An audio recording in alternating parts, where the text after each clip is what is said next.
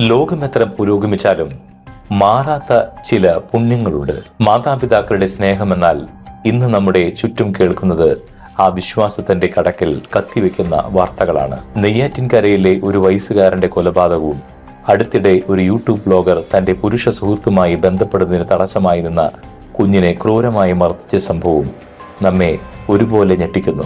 സ്വന്തം സന്തോഷങ്ങൾക്കും ദുഃഖങ്ങൾക്കും തടസ്സമാകുന്ന ഒരു ശല്യം മാത്രമായി കുഞ്ഞുങ്ങൾ മാറുന്നത് എന്തുകൊണ്ടാണ്?